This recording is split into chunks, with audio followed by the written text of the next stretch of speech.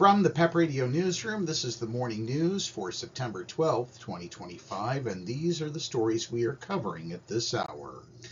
The majority of a panel of Brazilian Supreme Court justices on Thursday voted to convict former President Jair Bolsonaro of attempting a coup to remain in office despite his 2022 electoral defeat in a ruling that will deepen political divisions and likely prompt a backlash from the United States government.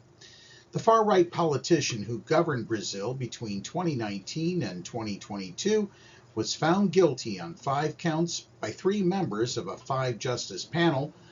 The latest to rule was Carmen Lúcia on Thursday, a day after another justice, Luiz Fux, disagreed and voted to acquit the ex-president of all charges. There's only 1 justice left to vote, but with 3 justices having voted to convict, there is the needed majority. Once all 5 justices have voted, the panel will decide on Bolsonaro's sentence, which could amount to decades in prison. The Trump administration has asked an appeals court to remove Lisa Cook from the Federal Reserve's Board of Governors by Monday before the central bank's next vote on interest rates. Trump sought to fire Cook August 25th, but a federal judge ruled late Tuesday that the removal was illegal and reinstated her to the Fed's board. Trump has accused Cook of mortgage fraud because she appeared to claim 2 properties as primary residences in July of 2021 before she joined the board.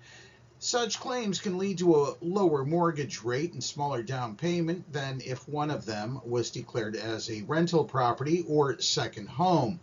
Cook has denied the charges. On Tuesday, U.S. District Judge Gia Cobb ruled that the administration had not satisfied a requirement that Fed governors can only be fired for cause, which she said was limited to misconduct while in office.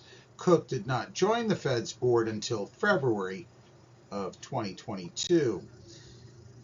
In other news, U.S. Immigration and Customs Enforcement said Thursday that 1,001 agencies have signed 287G agreements, named for the section of a 1996 law that empowers local police to make immigration arrests. That's up more than 7-fold from 135 agreements at the end of the Biden administration. ICE says it has agreements in 40 states. Florida leads with 324, followed by Texas with 171. States with no agreements include California, Illinois, and New Jersey. The Trump administration is relying on local police to make up immigration arrests, while ICE sharply ramps up its own hiring to fulfill the president's promise of mass deportations. A federal judge has issued a nationwide block on a Trump administration directive that prevented children in the U.S. illegally from enrolling in Head Start, a federally funded preschool program. Head Start associations in several states filed suit against the policy change by the U.S. Department of Health and Human Services. The ruling by a federal judge in Washington state on Thursday comes after a coalition of 21 Democratic attorney generals, that should be attorneys general, succeeded in temporarily halting the policy's implementation within their own states. With the new ruling, the policy is now on hold across the country. In Pennsylvania news, a Mercer County woman is charged with homicide after police said she threw a glass object at her boyfriend's head. Sharon police on Thursday announced charges against Paisley Yamgochian, also known as Paisley Conover, in the death of Andrew Rada. According to the criminal complaint, the investigation began the night of July 6 when police were dispatched to the Sharon Regional Hospital because Rada had reportedly been assaulted and had suffered a severe head wound. Rada was later flown to a trauma facility where police said he died less than 2 weeks later. His death was ruled a homicide due to blunt force trauma to the head. Responding officers said they had talked to Yamgochian, who said Rada, her boyfriend, had been jumped by a group of people, but police said when Yamgochian called Rada's family to tell them he was hospitalized, she changed her story, saying he'd had a stroke. Police said when they interviewed Yamgochian again, she gave conflicting statements.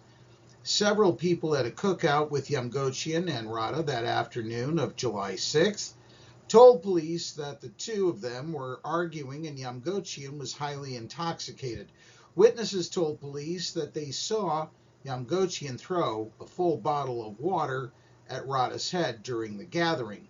One of the witnesses continued to tell police that later that night, the couple got into a physical fight at their home on Baldwin Avenue. While Rada was walking away, trying to get out of the home, the witness told police that Yamgochian grabbed a glass object from the porch and threw it, hitting Rada in the head. And that's the news at this hour. If you are watching our news videos on YouTube, please be sure to subscribe to our channel. PEP Radio is now available on Roku, Alexa, the PEP Radio page at paequality.com, and on the Live 365 app.